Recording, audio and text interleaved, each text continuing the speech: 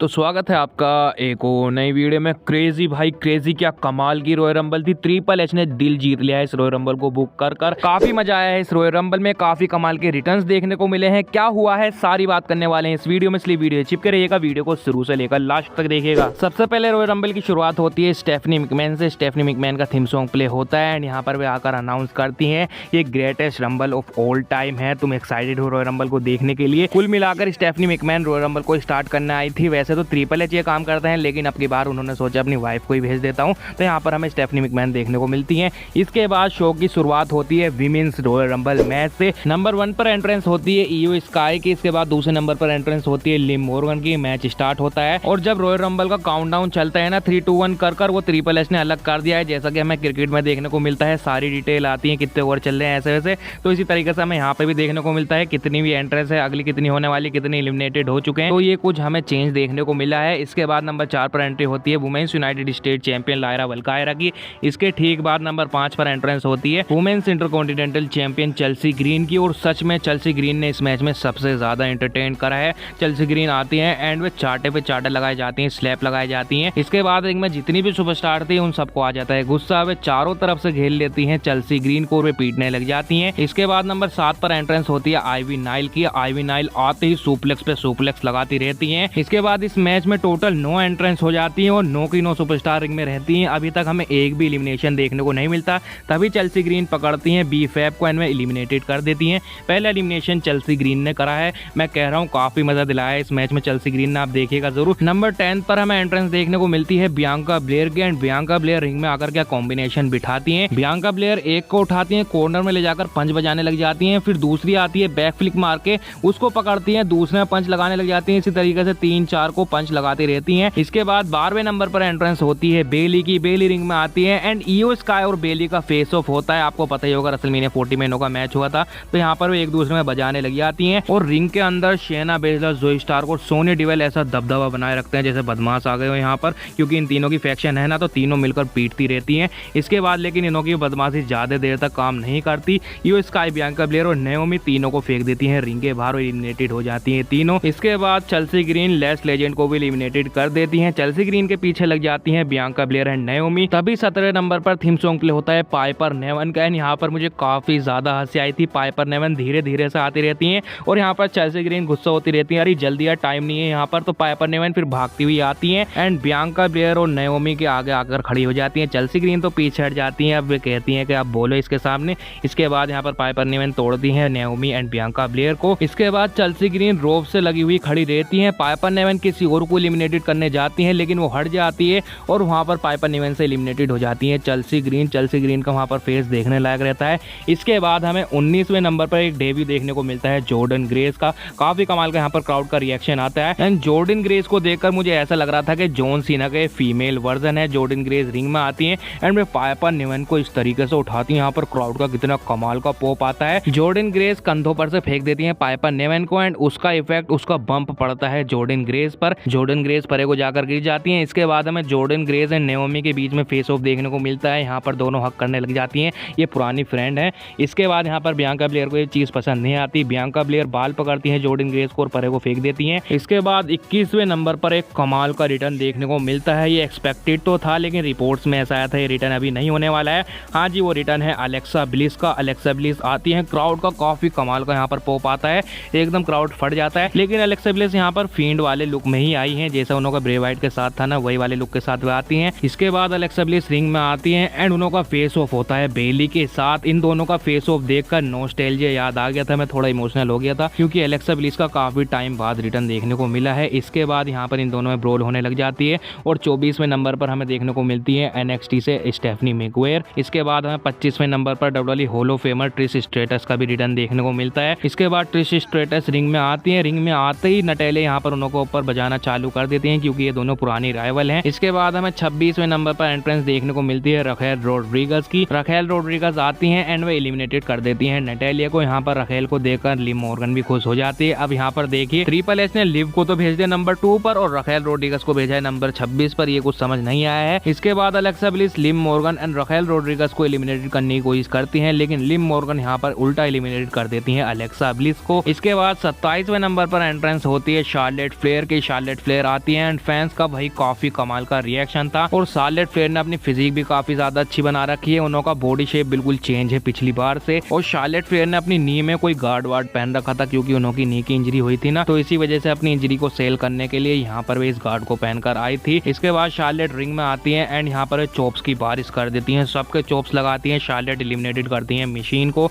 And Charlotte flare Piper Newan को भी eliminated कर देती है। इसके बाद हमें 28वें नंबर पर एंट्रेंस देखने को मिलती है NXT चैंपियन जूलिया की। जूलिया आती है एंड वे आकर जॉर्डन ग्रेस को एलिमिनेटेड कर देती हैं। इसके बाद हमें एक सीन देखने को मिलता है, मैन रोस्टर एंड NXT की सुपरस्टार में फेस ऑफ होता है, यहाँ पर ब्रोल चालू हो जाती है। इसके बाद 29वां नंबर आता है एंड यहाँ पर आती है नाया जैक्स। नाया जैक्स आती हैं और नाया जैक्स रिंग में भी नहीं जाती हैं, वे बाहर से बाहर एलिमिनेटेड कर देती हैं ज़ेलिना वेगा को। इसके बाद नाया जैक्स आकर सबको एलिमिनेटेड करती रहती हैं, सबको तोड़ती रहती हैं। इसके बाद सब परेशान होकर घेर लेते हैं नाया जैक्स को। इसके बाद सब नाया जैक्स को तोड़ने लग जाते हैं, लेकिन ये काम नहीं आता है नाया जैक्स को ऊपर। नाया जैक्स सबको इधर उधर फेंक देती हैं। इसके बाद हमें 30वें नंबर पर एंट्रेंस देखने को मिलती है निकी बेला की। हाँ जी, निकी बेला की। अब ऐसा नहीं है, बुरा कह रहा हूँ मैं, लेकिन आज हमें ना तो जेट कारगिल का रिटर्न देखने को मिला है और ना ही द मैन बेकी लिंच का। निकी बेला आती है, यहाँ पर वही सबको पीटने लग जाती हैं और रिंग में लास्ट में बचते हैं 11 से 12 सुपरस्टार और सब रोप में झूलते रहते हैं एक दूसरे को एलिमिनेटेड करने के चक्कर में।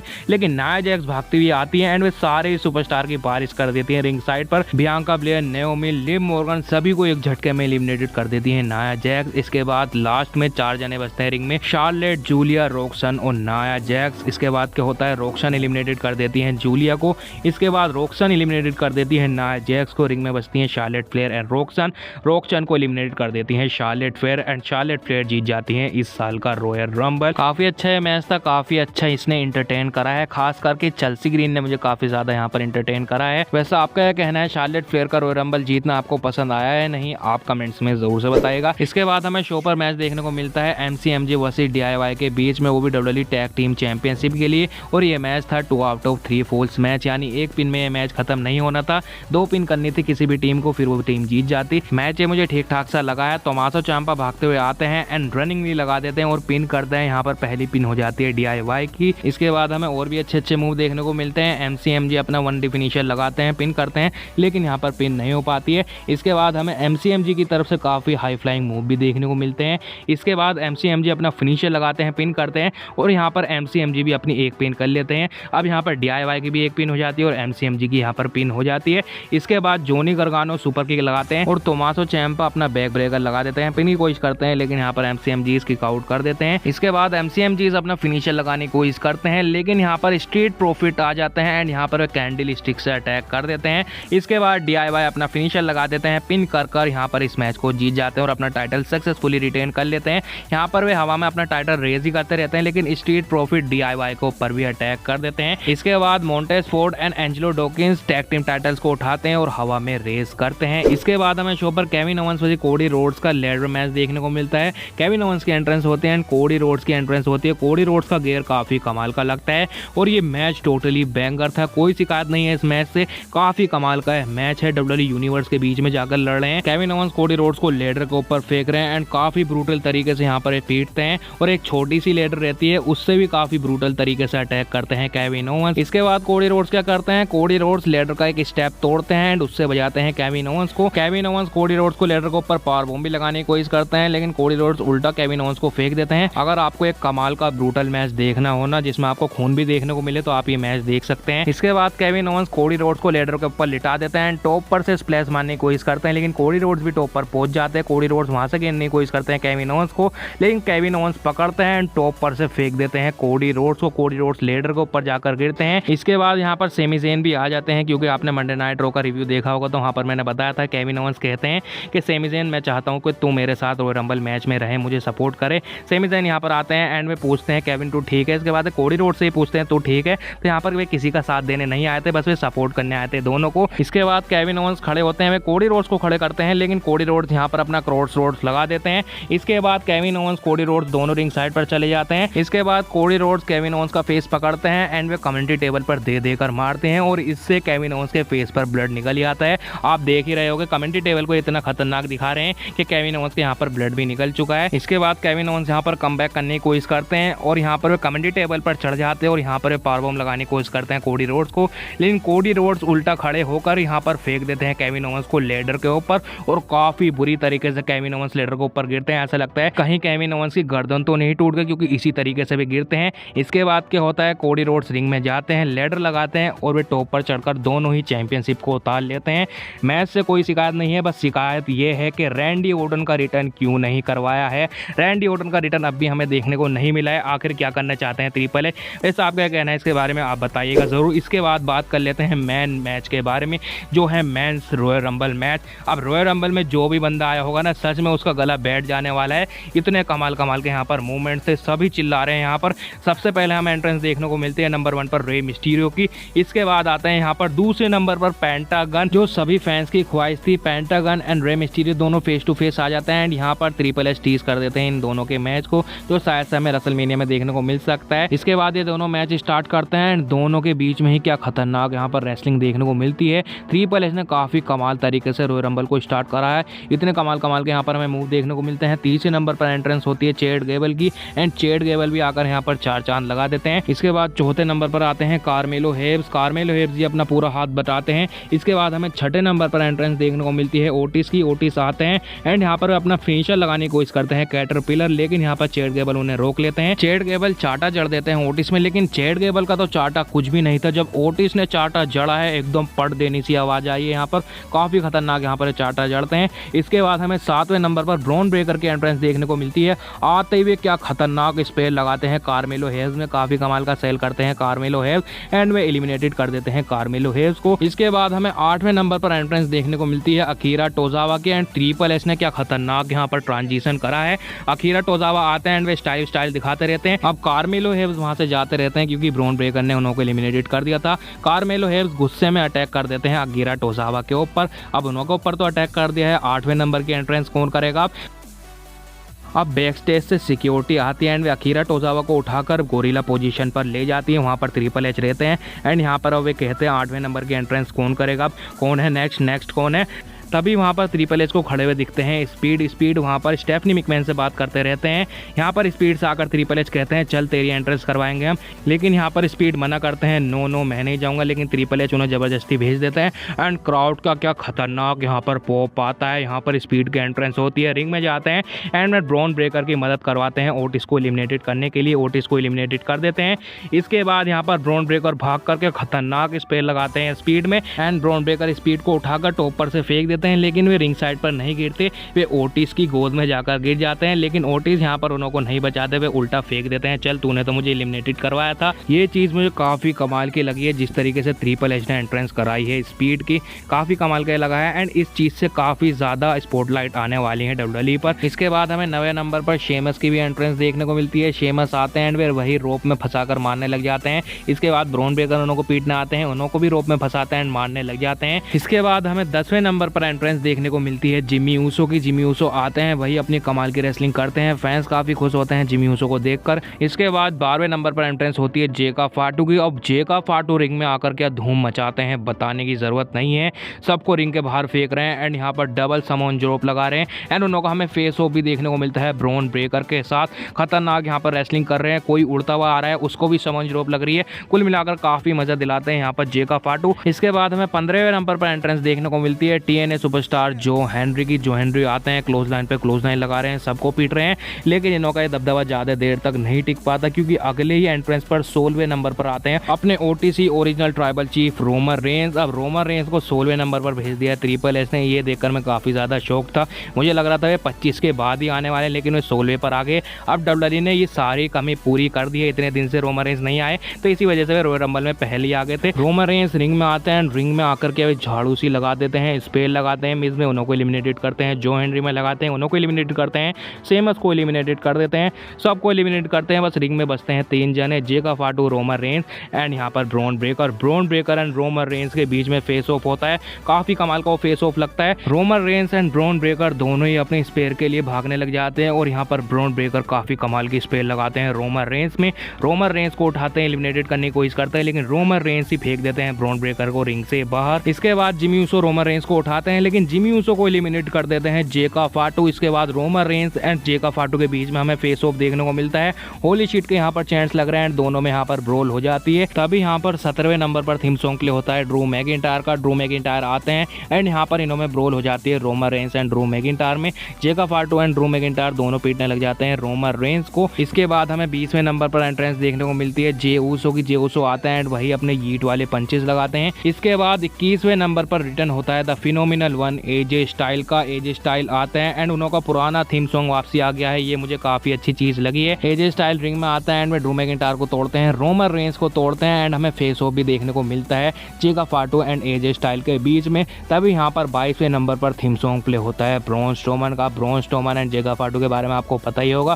ब्रॉन स्ट्रोमन आते ही पीटने लग जाते हैं जेका फाटू को एंड वे इलिमिनेटेड भी कर देते हैं जेका फाटू को। काफी यहाँ पर मुझे शॉकिंग चीज लगी है।